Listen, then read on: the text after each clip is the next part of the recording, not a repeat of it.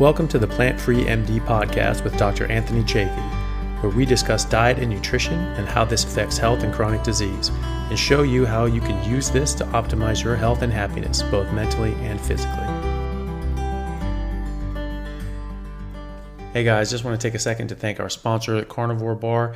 I don't promote many products because honestly, all you need to be healthy is to just eat meat. But for those times that you're out hiking, road tripping, or stuck at work and you want a nutritious snack that is just meat, fat, and salt if you want it, the Carnivore Bar is a great option.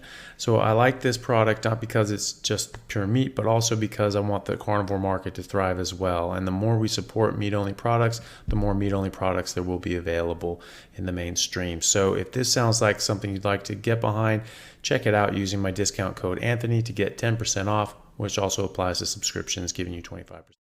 Hello, everyone. This is Dr. Anthony Chafee with another episode of the Plant-Free MD. And today I have two very special guests, and I think it will be a very interesting conversation. We have Andrew Scarborough and his colleague Isabella Cooper, who are doing research on brain tumors. And Andrew himself has a very interesting story involved with that as well. Thank you very much, Andrew and Isabella, for joining. Thank you for having us. Thank you. You're welcome. So Andrew, would you be able to just start us off by just telling us a bit about yourself and your story and how you came about to be doing the research that you're doing now? Yeah, so I was diagnosed with an anaplastic astrocytoma brain tumor. If you go by the latest classification, it could have been glioblastoma, considering the classification criteria changed, and my tumor was IDH-wild type, which won't mean much to many people, but that means it carries a poor prognosis and is treatment resistant. He was also unmethylated for a DNA repair protein called MGMT, and that confers again treatment resistance and poor survival. So this wasn't an ideal situation. And so due to the fact that I had previously studied a master's in nutritional therapy before my diagnosis, I decided to apply metabolic therapies initially to manage the epilepsy, and then I found it had great benefit great potential benefit. I have to be speculative rather than make any claims, but it appeared to have a real benefit on my scan results, as the signaling activity that displayed potential disease or whatever that would be was gradually dissipating and then went to nothing over time upon applying these metabolic therapies. So that's my story in a nutshell. Yeah.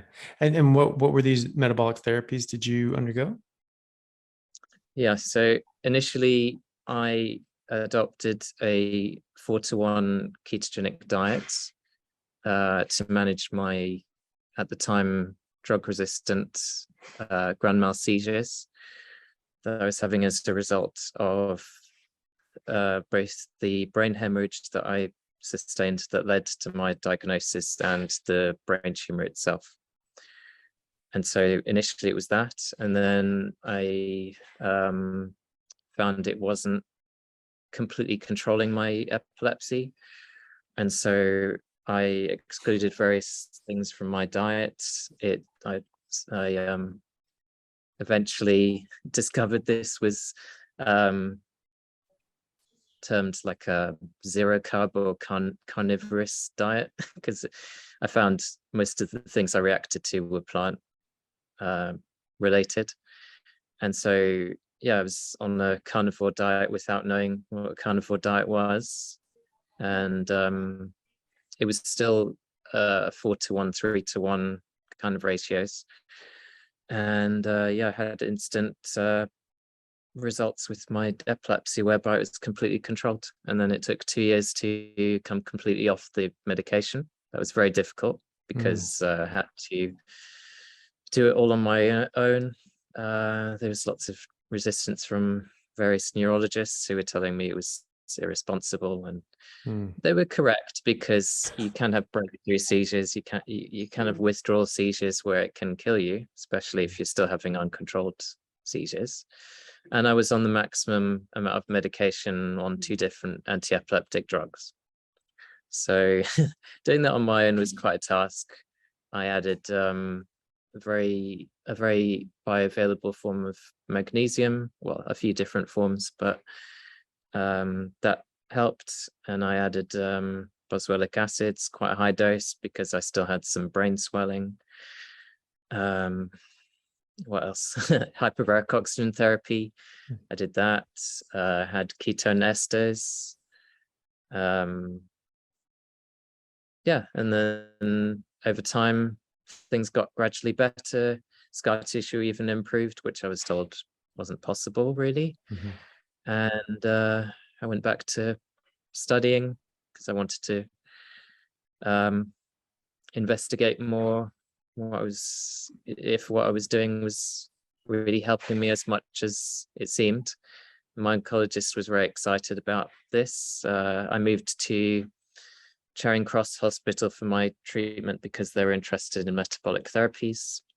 And I became more interested in being listened to. So that's another reason for the studying, because if I was just another anecdote, another person, no one would listen to me. And I found more people listened to me from studying this and after being in New Scientist magazine. So that was a big thing as well. They picked up my story, and that suddenly gave me, relevance in the scientific community. Whereas if that wasn't the case, I think it would just be, another anecdote. And we should be studying those outliers, right? That's what we should be studying. Well, and that's what case studies are about. We write these things up all the time in neurosurgery. Like, hey, look, something different happened than we normally see. Let's take a look at it. And so that's very, very important. And that's the first step in a new direction to say, hey, maybe there's something else going on here. Why don't we take a look? So I'm glad I'm very glad that you did that. I'm very glad that these treatments worked for you. Did you get traditional treatments as well as metabolic therapy, or just stuck Initially, with it? Yeah. Initially, yes. Until the point where I discovered the genetic profile of my tumor was not, it was displaying that it wouldn't be chemosensitive. Right. So I abandoned the treatment then. But the crazy thing is that the protocol that I was initially on was going to be continuous indefinitely. So you have cycles of chemotherapy just until you die, really. Yeah. They have this idea whereby if you're unmethylated for MGMT and you're IDH1 wild type, if it's said to be chemo resistant. And so the strange idea that they have, that where they try and rationalize it, is to say, we'll just keep doing the treatment and see if eventually it becomes chemosensitive. It's a very strange way of thinking about it. Yeah, I wonder. Yeah, sorry, I was just I wonder how many of those have actually happened like that. Probably not too many. No. Yeah. Sorry, you were going to say something? I was saying the only real thing that they actually measure with regards to blood markers is they're looking at the toxicity of the treatment. That's what they're just saying if you tolerate the treatment, but they're not really assessing the overall health of the patient. At that point, they sort of become disinterested in whole body physiology and health. Yeah. One thing I should note is that when I was on anti-epileptic drugs, initially I was just on one drug, and I purposely put myself on another drug because it showed that it had a synergistic benefit with a ketogenic diet. So that was sodium valproate, or the brand name is Epilim. And so I purposely put myself on that one, even though the side effects are horrible, because it's one of these repurposed drugs that can have efficacy for cancer management, particularly with brain cancers. So purposely suffered through that. Yeah. And then did you undergo surgical debulking as well, or just like biopsy? Yeah. I had most of the tumor removed. However, there was residual disease in the motor cortex area of my brain. Mhm. And if they tried to get to that, I could have been left paralyzed, so, or dead. So Yeah. so, Yeah. And did you go undergo radiation as well, or was it just started with the chemo and then pulled up stakes at that point? I had some radiation, but abandoned it towards Mhm. the end because Yeah. it's just it again, the histopathology was dictating that it possibly wouldn't be beneficial, and also it was causing me to have quite horrific seizures. So Okay. Yeah. Not what you want to continue with. It's not worth it. And then after that, well, how long ago was that, first of all, and then since then, how have you been, and what's it looking like on MRI now? Well, I'm coming up to 10 years now, and Wow. I have MRIs just when I feel like. Yeah. And I have it without contrast because I've done my own research into how bad that can be. It can actually, I have to say potentially it could contribute to worsening of disease. And not only that, but people who have symptoms of gadolinium retention, because that's the main contrast used. People who have, what was I going to say? People who have symptoms of gadolinium retention, it's retained in regions of the brain that can cause feelings that are similar to the brain tumor, even just wherever it is. It's the dentate nucleus and the globus pallidus, I think it is. And that's it causes symptoms that affect fine motor control, and can just leave you with like a brain fog and fatigue, which you might think it's what I'm monitoring it for, rather than the retention, which isn't routinely tested for. So yeah. And then on your most recent MRI, did it show that it was stable, or what did it It's show? been well, interestingly, over the course of time, particularly after I had hyperbaric oxygen therapy, there was no disease shown. So Wow. the signaling activity that was there post surgery, over time gradually went away. Yeah.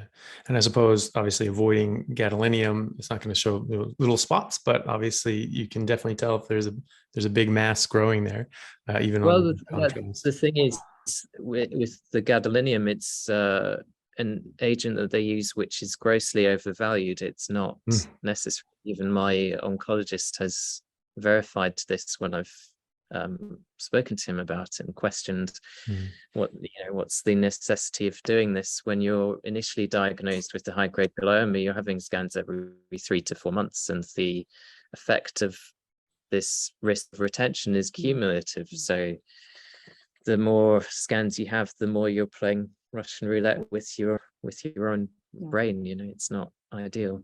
Yeah. And we do use them a lot. And that is something we normally do take into consideration with like meningiomas and things like that long term when you start spacing them out. But yeah, you're right.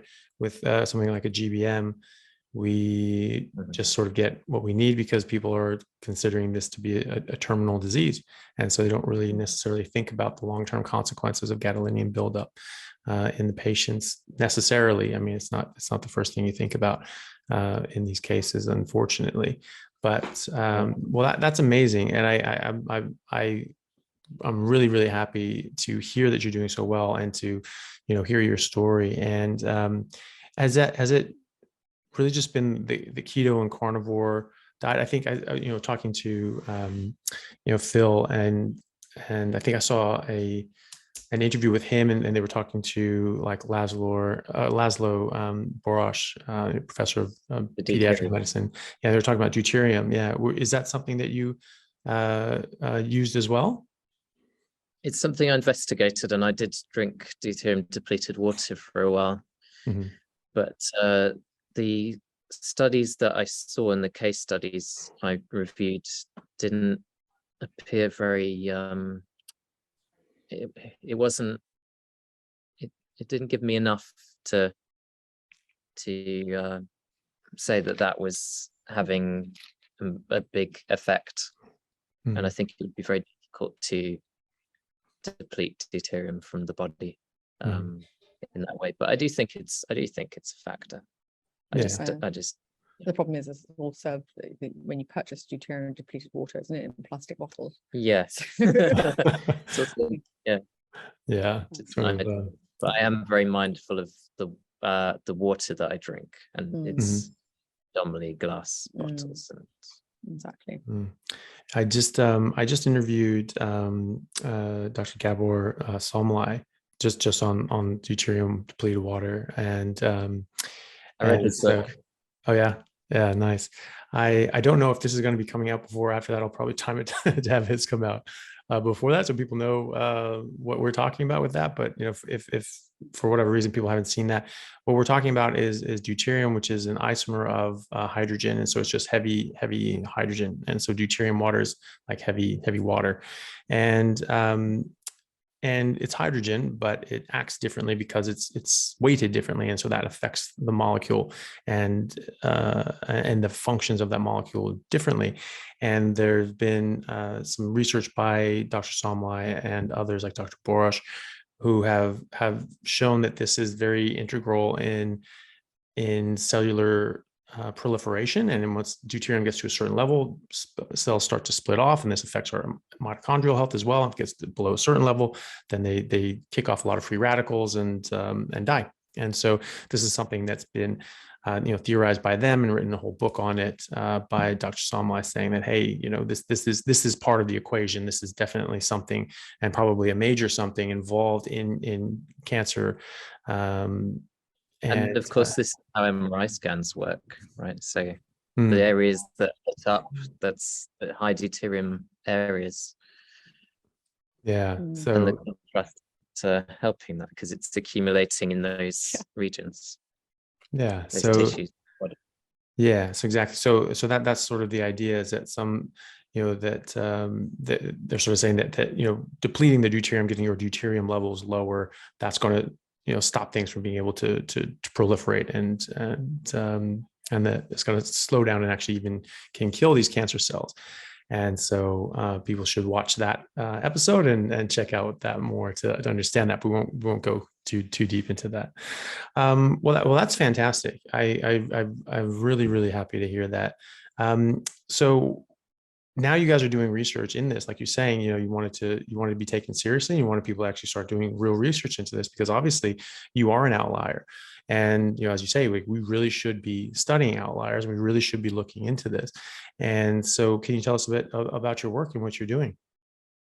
I'll leave that to Isabella, because she hasn't spoken as much. No, that's good. That's good. It's always good to hear a recap on your story.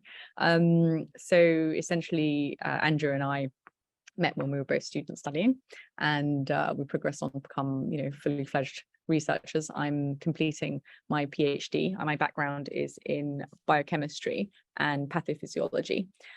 And I have a very big interest. Well, my research area is in hyperinsulinemia and the converse, which is ketosis. So basically, with regards to being in ketosis, we all hear a lot in sort of the medical world and with cancer patients and in general, is that ketosis isn't for healthy people, and it's something that is either not sustainable or shouldn't be sustained. So should only be used therapeutically for a short duration of time. And so you always hear these sort of challenges, or you just hear it's only for epilepsy and that's it. And so what I really sort of thought about as a researcher was, well, I actually know lots of people who do live their life in ketosis, and these are people who don't have any disease at all, and they seem to be doing perfectly fine, but maybe they're not. I don't know. We have to investigate it. All these claims are made, and I thought, okay, so well, rather than just sort of going along and saying with these claims, like, where's the data on that? Where is the research on that actually shows? Now, of course, in different interpretations of long term as in lifespan, long term as in decades, or, what really is long term, 6 months, a year, 2 years, 3 years, there's that aspect too. And so often, well, we can't do whole of life human studies, not one research team, obviously. We could do in animal studies, and they have been done in animal studies, animals who have been in sort of what we would call a healthy ketogenic dietary lifestyle. And I say healthy because that is, we have seen bad versions of ketogenic diets given to animals where they're essentially given hydrogenated seed oils. It's amazing how well they actually do, just surprisingly, but not ideal. No, and we know that just doesn't exist in nature. It just doesn't exist in nature. So there's, I don't know a single animal that evolved on hydrogenated seed oils or seed oil. And so with regards to human studies, because at the end of the day, again, the flaw is with animal studies is how translatable is it to humans? And, as we do now commonly, we use surrogate markers that are usually predictive or associate with, not necessarily causal, with morbidity, right? With diseases. So people sort of know if your fasting glucose is every year going up a bit, that's pretty much a bad sign.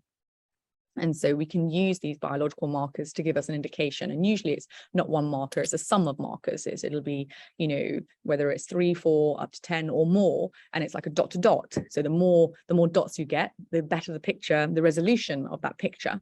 And so I thought, well, with regards to being able to research a healthy cohort of people who sustain ketosis as their regular lifestyle, and let's say sustain ketosis for at least 80% of their time, through any method that suits them, not through a controlled method, because again, there's so much variability in terms of dietary preferences, religious cultural practices, ethnic cuisines, just preference. Some people like to eat 3 meals a day, 2 meals a day, 1 meal a day.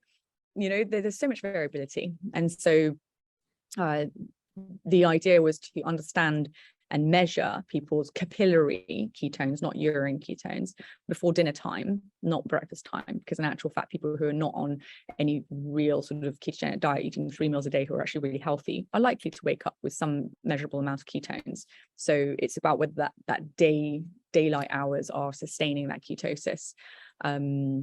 You had all females as well, which is unique. Yes, initially. Yes, exactly. We're an all-female group, and then there will be that argument from that. Well, how is that translatable to the public? And I would agree. That's always going to be the challenge. If it's all male, how does it translate? If it's all female, how does it translate? You could argue, though, with an all-female group that it's more messy, because there is the monthly cycle that comes into it. So the fact that it's more messy, if you've got sort of quite homogenous data, that's a very strong signal in itself. And that is what we have. We so far, we haven't completed the trial, so obviously we have to wait and really see for sure. But so far, I can say our data is very homogenous. It's very normally distributed. We also, funny enough, again, it was actually no intention.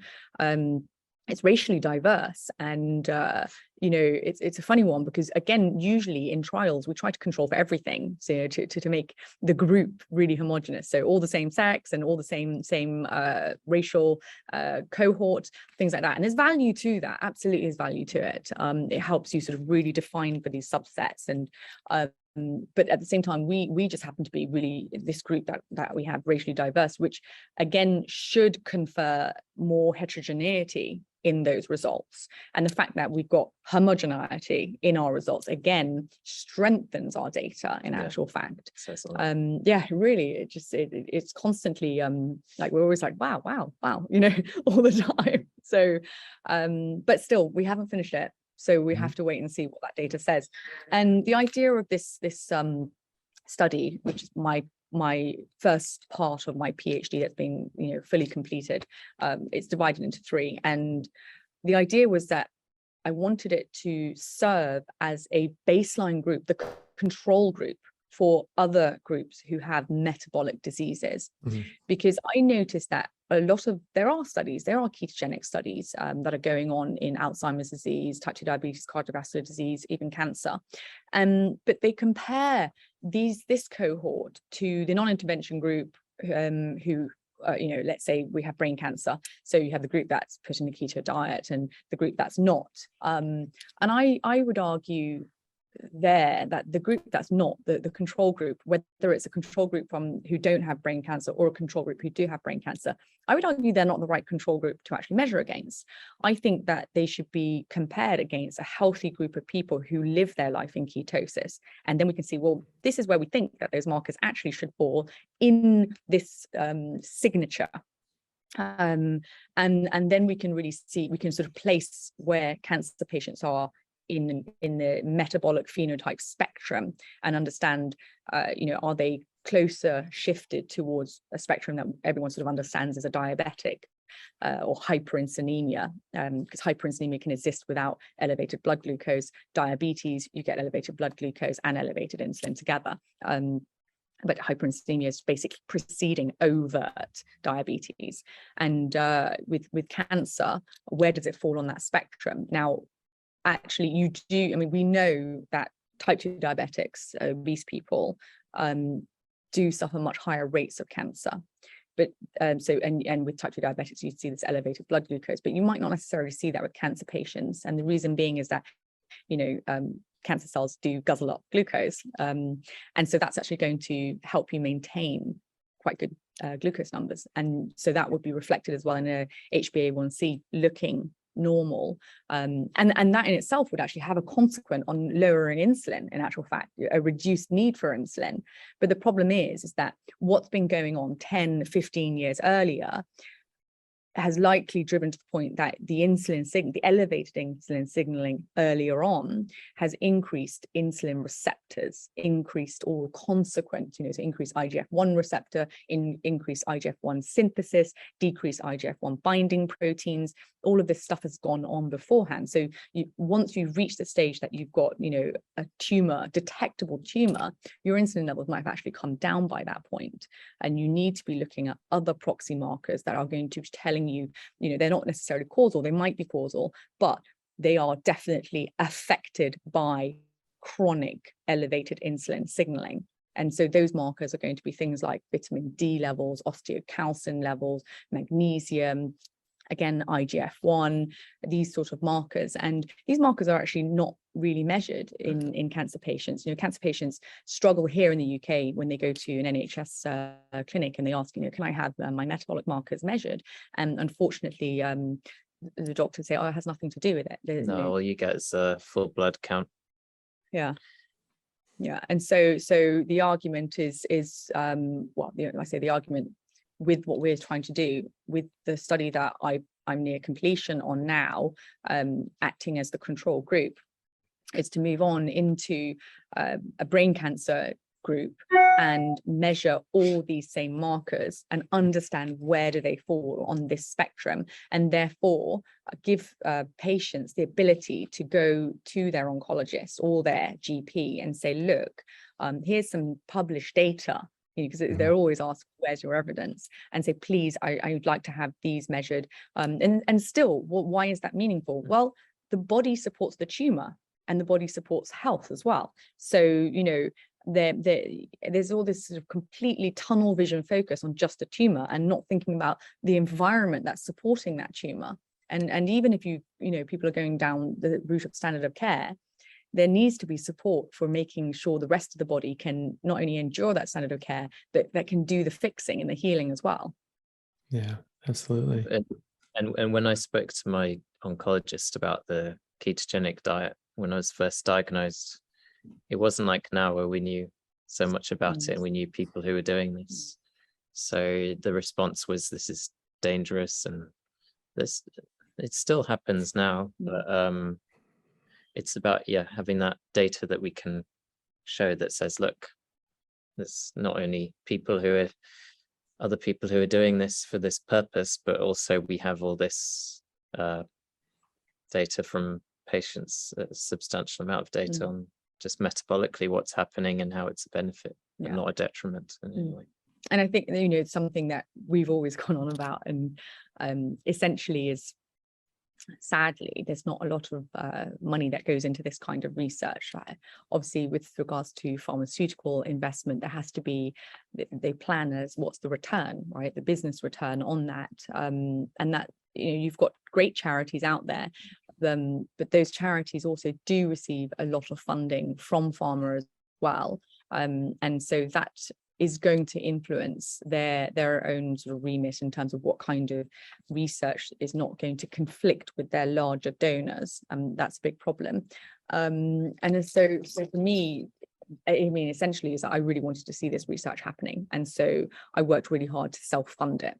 And so all the research that's in the healthy cohort, I've completely done all the funding for that myself. And this has essentially halved the research cost for the cancer cohort, because research requires staff, fully qualified scientists, essentially, who have all different trainings and, have gone through all the safety and the licensing and all these things. So first, it requires a lot of staff to look after participants and samples and all these things, as well as the consumables, the machinery. So anyway, all of this is part of it. And, with regards to Andrew and I, we really want to put our money where our mouth is.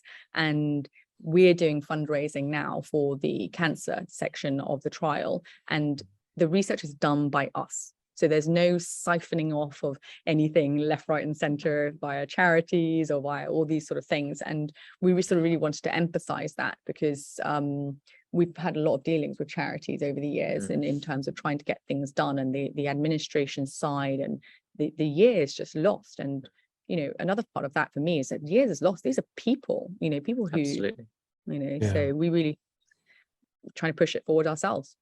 Yeah, absolutely. Yeah, well, and that is a problem with charities. I've done like humanitarian work and dealt with these sorts of things, and I've sort of come to the conclusion that quite a lot of this money is just going to superfluous things and not necessarily exactly what you want it to. And so, actually having it go directly to the research that's being done is obviously much better. Most people, like my father was speaking to like a regional director for Red Cross, back in the 90s or something like that. And he's heard something about how, basically only like, less than 10% of what you give to a charity actually goes to the thing that you want it to go to. And he was quite appalled by that. And she said, "Oh my God, I wish I could get 10% to the actual project." There's so many, she's like, if we get 5%, we consider that a win, because there's a lot of weird costs and people's salaries and travel and all these different sorts of, and advertising, a lot of these places advertise a lot, and then they're not actually getting the money where they want it to go to, and that has people distrust charities and rightly so in some cases, and then obviously not be hesitant to donate. And so obviously that's much better that this money is going directly to what it's supposed to do, and that's really good.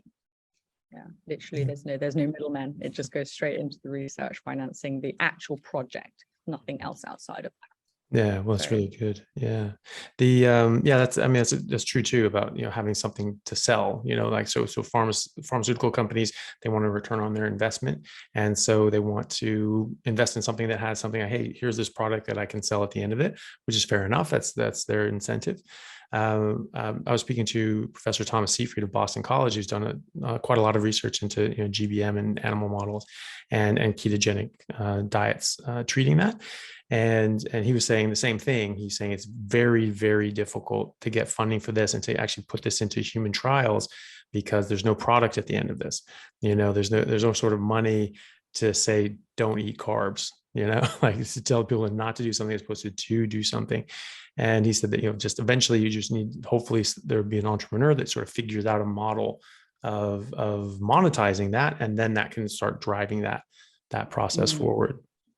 Yeah, I definitely think that, there's so many more sort of keto products and things like that. And I do hope that they start actually funding this kind of research. It's in their best interest, I believe, for them to do that. So people will always say, oh, that's conflicts of interest, it's bias and things like that, and you know, that's always going to be there, in terms of, you just want to hope, you do hope that the scientific team have integrity and in that respect, and understand that, you know, testing a hypothesis is testing to disprove it, not testing to prove it, and you just hope that they have that integrity there. Obviously there's a bit of auditing on the team and things like that, but one of the ways that I've managed to do to fund this research is actually through, I've consulted for years, and what I've done is made it so that when I consult, the clients that I consult for, the fee that they're paying is actually directly to the research, and that way it's sort of a win-win for everyone, and they wire it directly to the research, and the university here is a charity, so it's also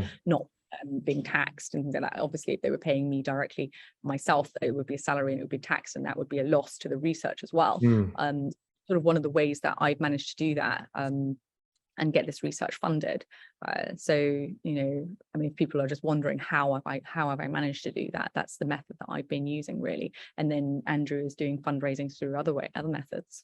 Yeah, well, that's very clever. Yeah, that's a good idea. And Andrew, what are some of the other fundraising methods that you've been a part of? Well, it's just really, I do consulting as well, and it's just networking and getting involved with different events, and I do a lot of writing, so that helps too.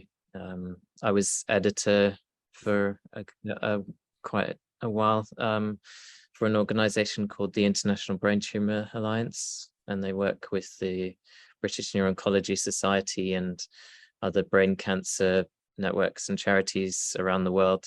So yeah, I was an editor for a lot of their work, and that opened a lot of doors, so that was good. That's good. And I do medical writing freelance,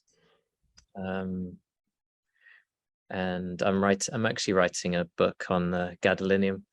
Oh yeah. So that'll be illuminating in metaphorically. Figuratively and literally, it's an illuminating subject matter. What about like you know, government grants and things like that? Have they been able to get money in, or is the NHS not really interested? Yeah, I'm not so interested. No, but we do have links with Imperial. So we have been working on those links, and those links are sort of really now starting to come to fruition because we have study underway, because there's already proof of work. So imagine if that hadn't happened, we wouldn't have been able to get a foot in the doorway, really. Unfortunately, from having done this first trial in healthy people, that has definitely well, really, I would say it's the proof of work and the initial funding that's gone into start making that happen. You know, they always say it sort of takes money to make money. It's that sort of same sort of thing. So we are getting there on that, and we will continue to push on that. And but I do think that the reality is that to really get this done, it needs the public behind us in that respect. Make that happen as soon as possible. Well, hopefully that just gets more public attention, and you know, getting onto different news station and getting public support up for that, because that will hopefully drive public dollars in that direction as well, or public pounds, and you know, that's one of the things that is a bit surprising to me, is that something like the NHS and like the Australian Health Service, that is entirely in their best interest to get something like this going, because we spend billions on treating these things. I mean, it is expensive treatment. Surgery is not cheap. Brain surgery, I don't know what you've heard, but it's not cheap. And then doing all this chemo and radiation and ongoing treatment and follow-up is very, very expensive. And for all cancers, these things are very expensive. And to have hard science showing that, like, hey, this works, and it doesn't cost anything. In fact, it's a negative. You're not doing certain things, and then you just do this at home and you get some follow-up, and that would cut expenses from the NHS standpoint massively. So I would imagine that they would be all for something like this. One thing I would add to that. The one thing I would add to that is, with brain tumors, there's this approach for lower grade brain tumors. Brain tumors are grades rather than stages, but it means the same kind of thing in terms of aggressiveness. So lower grade brain tumors, there's an opportunity because they tend to be more glycolytic, and nobody knows what to do with them. So they put them, if it's an inoperable lower grade brain tumor, they put them on this treatment that's not a treatment, where they say it's watch and wait. So they watch and wait till it becomes aggressive. Now, this gives you a perfect opportunity to intervene with a non-toxic metabolic approach. This is why whenever I hear Tom Seyfried being interviewed, I am kind of, shouting at the shouting at the screen, thinking, why don't you mention how low-grade brain tumors are more glycolytic, and there's greater opportunity during this window of time with watch and wait, which is, it's not a proactive approach at all. It's purely reactive. And you do find that a lot of patients get very anxious in that time, that they want to do something.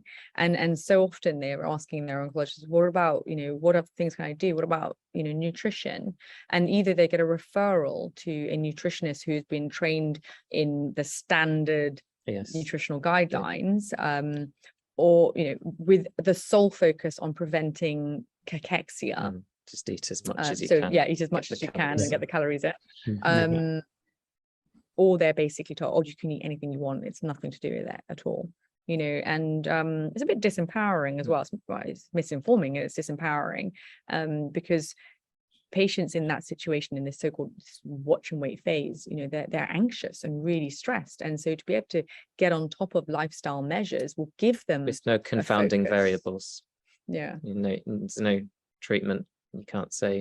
Exactly. So there are all these sort of things that we want to sort of bring to the public awareness, and again, there's always that argument, well, there's no evidence, there's no data. But if you're not looking for it, why would there be data? Not looking for it. And that's something I've seen directly. I've had GBM patients come in, and we're giving them their diagnosis or following them up in months and years, and hopefully years, and they will say exactly that. They'll talk to their oncologist and they'll say, is there anything I can do? Can I change something? They want to be a part of this. They want to have control in their life. Because you feel I haven't had cancer, but from the impression I get from people is that you can feel a bit out of control. All these things are happening to you, but there's nothing that you can do okay, so what do I do? What can I do? I want to fight this. I want to do something. And they all say that. I think every single person that's come in and had a consultation when we've given them, the bad news, they've all said that, okay, what can I do? How can I do this? How can I help? And most people say, just go to chemo, just focus on that, all that sort of thing. And then I've had patients who've gone to their oncologist and they've said, what should I do? Should I change my diet? Should I do? Just eat whatever you want. It doesn't matter. And I'm sure that they were trying to say that to be nice, saying, hey, just don't worry about it. Don't stress, just enjoy, cake and ice cream and stuff if you enjoy that. But they look so deflated when they were telling me that. They just said, there's just nothing, they said, just do anything. It doesn't matter. And that is a very defeatist attitude. It said, it doesn't matter what you do. This is happening to you, whether you like it or not. And you have no say. And I told them, it's like, it absolutely matters what you do. It absolutely matters what you eat. You absolutely have control in this. This isn't over. You can do this. And I put them in the way of, Professor Seyfried's work. And I say, look, you need to be, just simply put, if you're just as healthy as you possibly can be, your body's going to be better able to fight this off. And so here are some things that you can look at. So even just to manage the symptoms, even if you don't think it's not going to have any effect on the cancer, quality of life is important. Yeah, Exactly. absolutely. Yeah, and if you're just eating these things that we know put people in a very poor metabolic state and put them in an early grave, like why would you recommend that in the case when someone is very unwell? That's exactly the time when you say, hey, you really need to be on top of your health. I think anyway. I have to go Yeah, back to of course. work. Yeah, So no it was problem. really thank you very much. No, And thank you. Really appreciate it. interview. Thanks. Bye-bye. Great. We'll see you. Okay. Well, yeah. Well, that was great. Thank you so much for getting her able to speak with us. I would Yeah, like it's to difficult thank her to properly. find Yeah, time. He's doing 101 different I things. know. Yeah. Well, that's great. Well, so you guys are looking to now get going on the cancer side of things and get the treatment arm going. How is that looking? When do you think you'll be able to start that, and how are you going to model it? Are you just looking at brain tumors? Or are you looking at other cancers as well? It's just high-grade glioma brain tumors, Mhm. and we're working with a cancer support charity called Brains Trust, who are they're the ones that are recruiting patients for us. So this is newly diagnosed high-grade glioma brain tumors, Mhm. and so psychologically there's a lot happening there. But I think, as you say, the vast majority of the time, patients are very keen to do something, and it's empowering, not just having this opportunity to look at this massive battery of what to call them, just they're all blood tests, which can correlate with disease progression. So pairing with the imaging, we're looking at I think it's over 90 different metabolic biomarkers, and then from that identifying patterns, and we're going to have hopefully 15 patients, but we're expecting a few to drop out, so it's likely to be around 10 through the course of time. It's likely to take around a year and a half, and it will allow us to see over the course of time what's happening metabolically, and then identify patterns, see individual differences, and then determine what kind of interventions we can make. And so the second stage would be interventional. And not only that, but as we said earlier, it lays the groundwork for multiple studies who can use this use not only this, but what Isabella's done as a control. Yeah. So it's nice to have the work that Isabella's done to act as a healthy control group, rather than, say, most of these ketogenic diet or ketosis, let's say, these ketosis studies are on athletes or very ill people. So to have a group of healthy, normal people is nice to compare against. Yeah.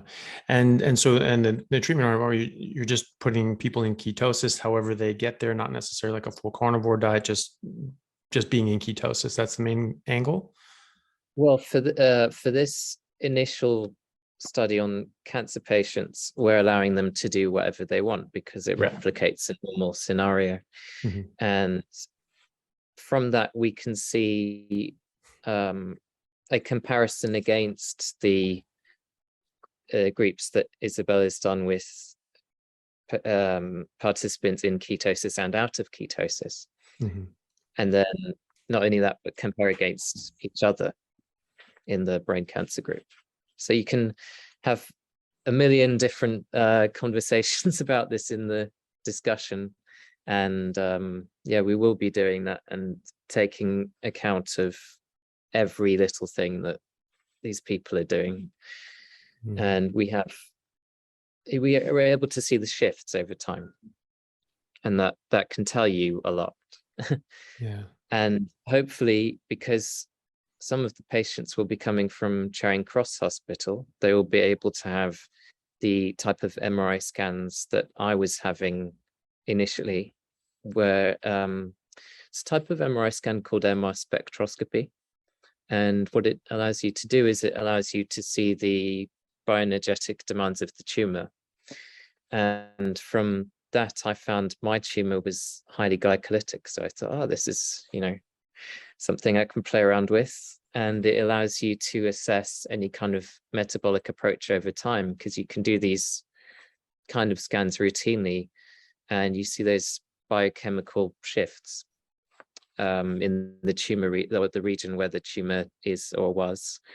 And that's indicative of the high signaling activity that you find, which shows either tumor progression or areas of brain damage, hyperexcitability. So you can identify where tumors are, where seizures are originating from in the brain.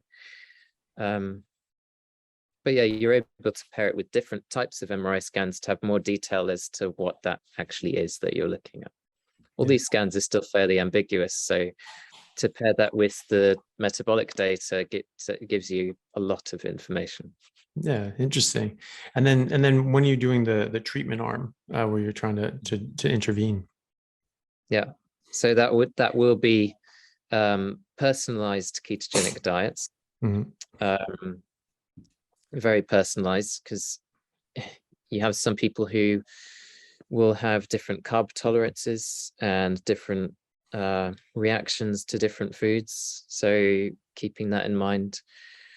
Also trying as much as we can to control sleep and medications and all these other factors, or keeping those in mind at least, because one of the most difficult things to manage will be if patients are on dexamethasone, which is the main steroid that brain cancer patients are on to manage brain swelling.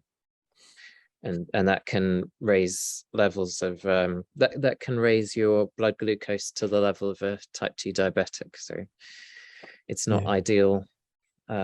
Ideally, we'd want patients who aren't on dexamethasone, but that would make it harder to get patients, because it's standard. It's it's unusual to not have that at that point of having had their diagnosis. So yeah, that's consideration, but there's many considerations which aren't necessarily a bad thing, because as I say, it represents a normal distribution. It's a normal cohort, a normal range of participants. Yeah. And so are you going to try to do that at just after this, at the same time that you're getting sort of data on the cancer patients, or are you going to do that at a later stage, or when will you be doing that? So that will be the second stage after we yield meaningful data from the cohort that we have. And hopefully they're still alive for the second stage. But in the meantime, they can do whatever they want, and it's all meaningful data. So it's not like we're telling them, just go on this cupcakes and things like that. Yeah. And I suppose even just by meeting you and hearing your story, I think a lot of these people are going to be interested in that and maybe give that a try. I hope they do. And you talk about just the low grade gliomas, but you're exactly right. I mean, we see people all the time with low grade gliomas, depending on their age. If it's in an operable area, things are shown. If you get a complete resection, if you're under 40, that confers a much better long-term outcome than if you don't, or if you do it over 40. But obviously, not all tumors are in a good area that's possible. Well, anything's possible you can do, but you'll just destroy someone or kill them. And so if you're in one of those areas, then you're exactly right. We just say, okay, well, we're on surveillance and we'll just keep an eye on this. And, every year we'll take a look. And then when that has those high grade changes, then we'll think about doing a biopsy and see if it's, if the patient deems that it's worth the risk of getting that biopsy, to then undergo chemo and radiation, which would be the only options for them at that point. And because, we see this and, we don't technically know exactly what it is, and that can change the chemo and radiation options, or the chemo options really.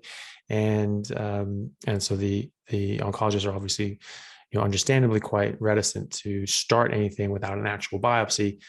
So, we play that game, and unfortunately it's not a great option.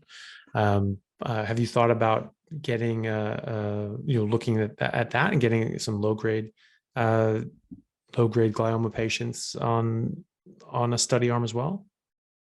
No, because you would see, there are a few reasons. Having aggressive disease allows you to see things much quicker. Yeah, true. And also it's the most common type of brain tumor, unfortunately, is a glioblastoma or a high-grade glioma. So it would be easier to look at high-grade glioma, focus on high-grade glioma. But I would love to do a low-grade brain tumor study, mainly because it's much simpler, and also because there's less problems that you can have when you're even having them come in to take blood and spending the whole day doing all these tests. These patients may have epilepsy, or they may feel nauseous, have no energy.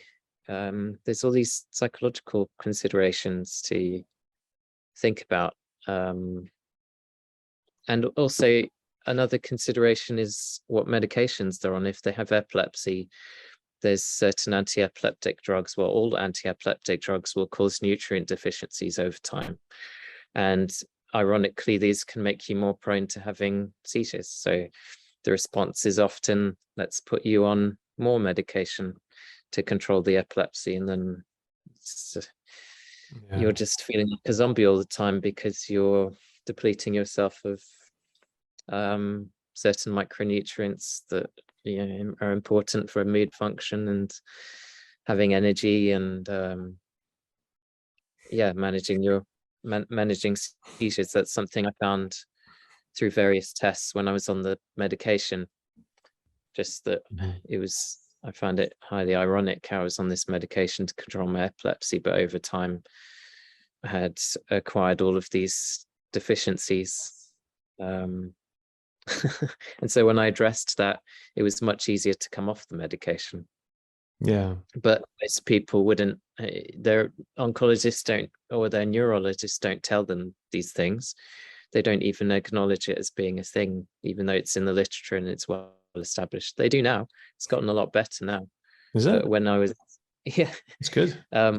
Especially in certain regions in this country. So in Oxford, the neurologists are very good.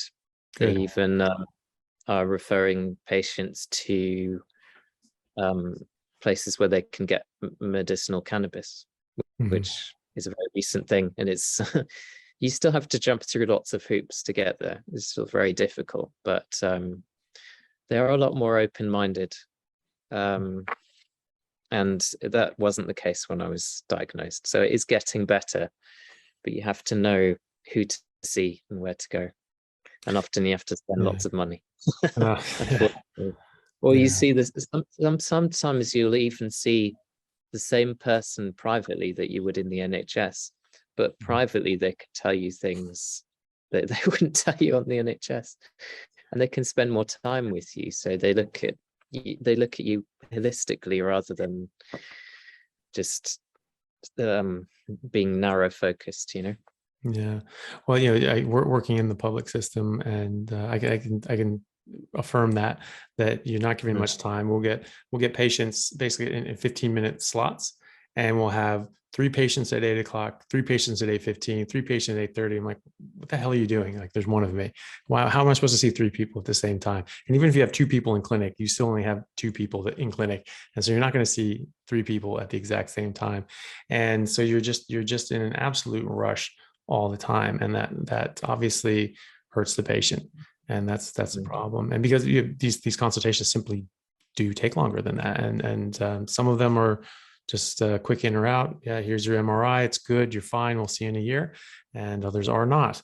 And so, you have to be able to take the time with people. And I'm sort of the added issue, because I see these things and no one's talking to them about their epilepsy, like 4 different anti-epileptics, and they're still having seizures. I'm like, has anyone talked to you about ketogenic diet? They're like, no. I'm like, all right, well, sorry, go on. And in regards to general research on ketogenic diets and brain tumors, one of the main windows of opportunity, the reason why that actually came about, was predominantly due to the fact that brain tumor patients often have epilepsy. So through that avenue, that's how that research came about. Otherwise, I don't think we would have come where we have with it, even though it has still been very slow and there's been lots of resistance. I don't think it would have got anywhere near that without the fact that there's patients experiencing these seizures. Even so, when I did first approach my neurologist about this, he was saying, well, we have no evidence for brain tumor related epilepsy. It's only children with drug resistant epilepsy with these very special conditions who would respond to a ketogenic diet. But if you know about the actual mechanisms of action, which there are numerous, I think we're still discovering new ones all the time. But if you look at the mechanisms of action, it's, there's neuroinflammation, and it's combating that, and it's this hyperexcitability of the neurons, which it's kind of dampening and controlling. So yeah, it's odd how they're just not willing to even consider the idea. There's still some resistance in that for that. Yeah, and unfortunately, I've spoken to some people that just say, it's like, well, we find it's just so difficult to get people to change their habits. They really don't want to, so we just go to medication as a first line. But they don't use keto as a second line either.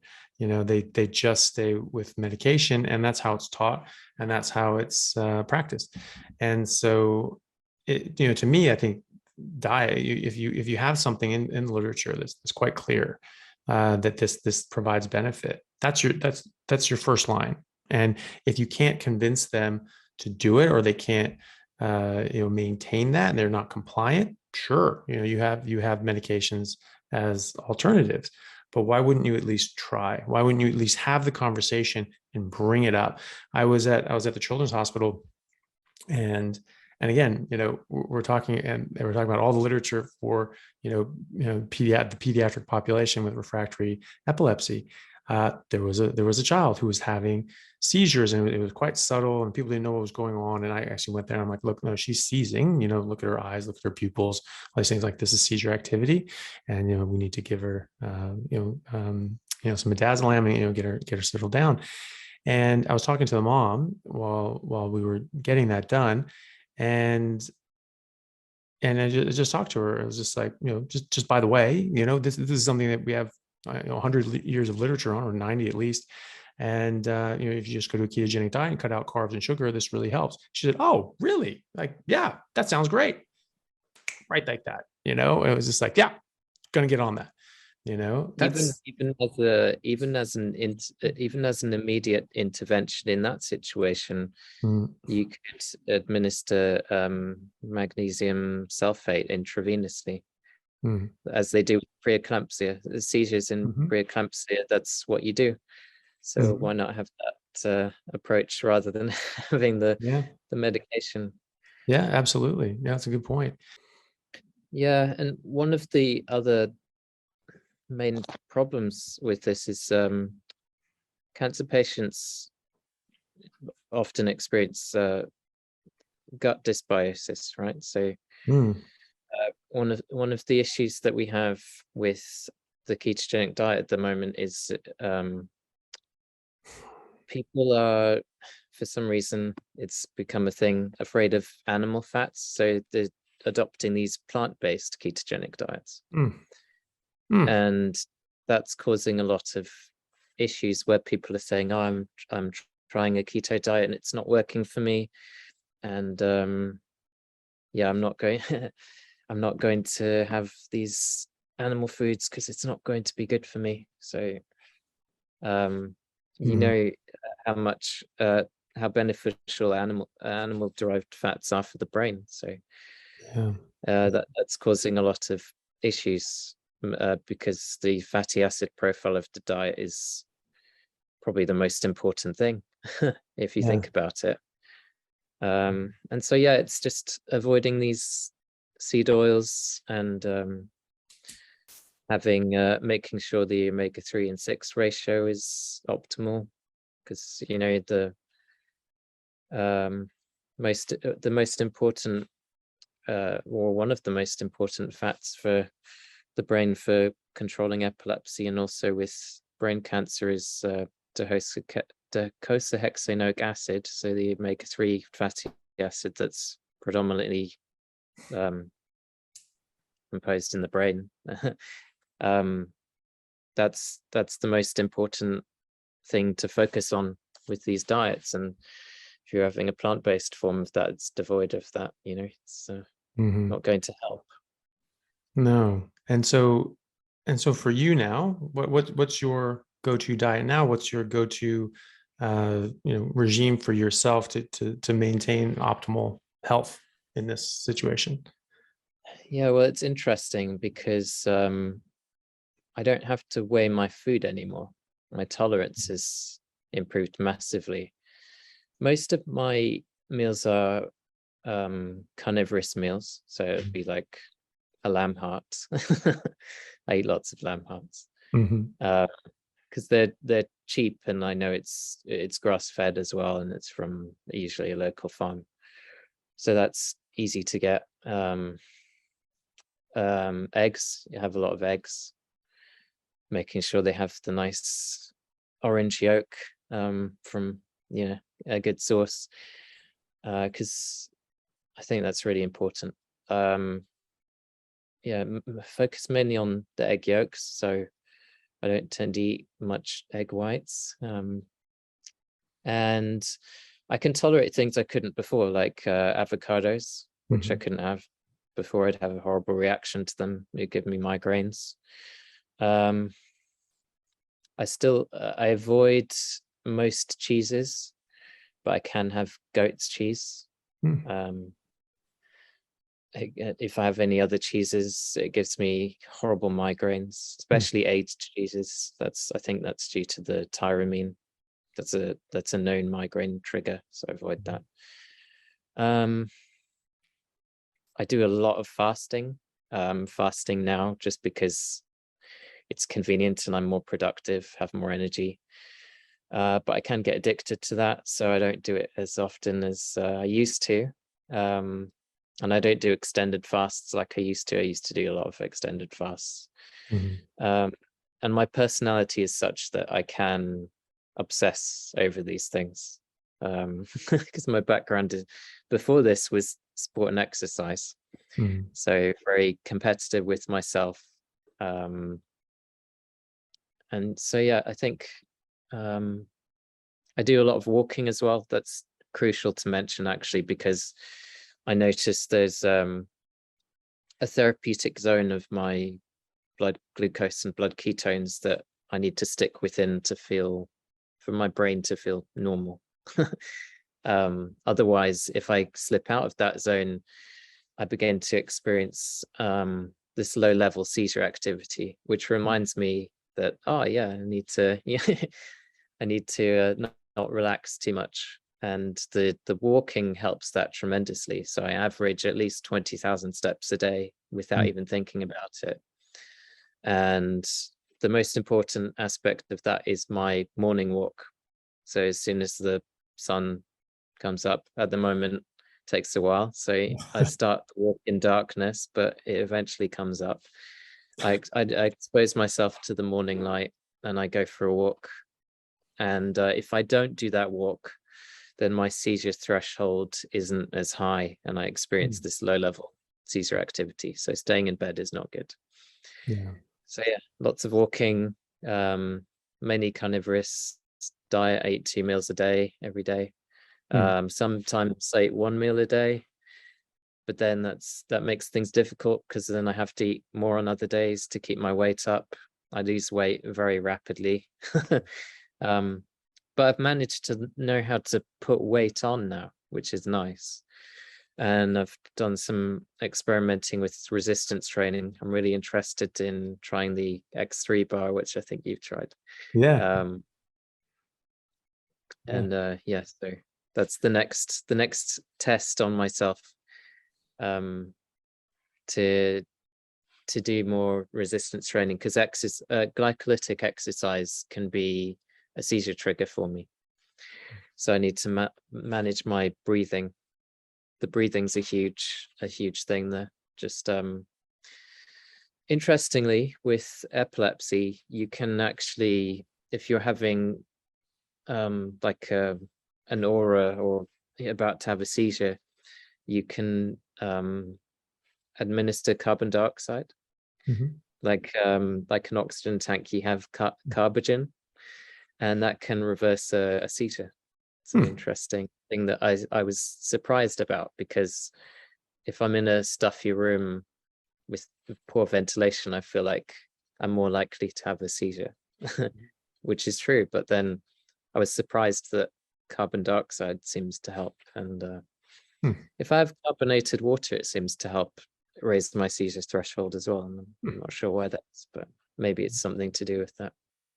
Yeah. And so administering CO2 would like breathing into like just a plastic bag and rebreathing your own CO2, would that be something similar, or probably? Yeah, I'm not sure that would have the same effect. Yeah. I think that would have the opposite effect. Yeah. Yeah, it's surprising What you could do on your own, without having like a tank of CO2 with you, Well, there's this thing called the breath exchange method, whereby there's actually this amazing woman I interviewed on my podcast, called Gemma Herbertson. She had this technique that she adopted, whereby her son who had uncontrollable seizures, she would breathe through his nose when he was having a seizure, just like kind of like rescue breaths, if you're doing CPR, and it would stop his seizures. And that's the same kind of idea. It's the carbon dioxide. It's breathing in. It seems to have that benefit. Very interesting. I wonder why that is. Are there any studies that you know of that sort of talk about why in God's name that would be? There's quite a lot, but I've been quite lazy and I haven't looked into it more. I just know it's a thing. But it's really interesting. I can share that with you if you want to add it to the show notes. Yeah, that would be great. Great. Well, Andrew, I'm conscious of your time. You've been very generous with me today. I know you're here at work today to sort of have we figured this out. You're at work and I'm it's sort of later at night. So thank you very, very much for coming on. I think it's an absolutely amazing story. I'm so glad to hear that you're doing so well, and that you're not just sitting on your laurels about it. You're trying to get out there and try to get data and show like, hey, does this work for other people as well? It really should. You have a very specific type of brain tumor that's more aggressive than other types of very aggressive brain tumor, and aren't really thought to be survivable. That's what we tell people in clinic, that this is not a curable disease. We can extend life, but we can't cure this. That's what we have to say to people. It's not a very easy thing to say to people. And so I'm very, very happy to see that you're doing so well, and that you're trying to get this out there to more people and actually get the data and show whether this works for other people or not, which I would imagine that it would, because I've seen it work for other people as well. I know people personally who have had very good results with this sort of approach, but that's not clinical trials. That's not to influence anyone in that way or another. It's just to talk about interesting examples like yours. How do people get a hold of you and in touch with you? Look at your podcast, donate to your research if they're able to. Yeah, so the website for the study is www.beatbraincancer.co.uk, and we'd welcome any donations. You can find out more about the study there as well. And I have I have a podcast called The Human Guinea Pig Project, where I interview people who have interesting stories to tell. They may be patients or researchers. I talk a lot about the gadolinium with, I'd say, a real pioneer of this research into the recent observation that gadolinium is retained in tissues, particularly in certain regions in the brain. And I was influenced so much so by that I'm writing a book, which hopefully, a book on the subject, which hopefully will be available towards the end of the year or the beginning of next year. I'm doing editing on that at the moment. And what else? I'm on Twitter at a Scarbs. It's kind of unfortunate, the naming. But I'd only figure that out afterwards. Yeah, that's everything, I suppose. Thank you very much for for having me on and you're welcome, discussing this very important subject. I think so too. So well, thank you very much. I appreciate your time, and hopefully get a chance to talk to you again soon. Great, thanks.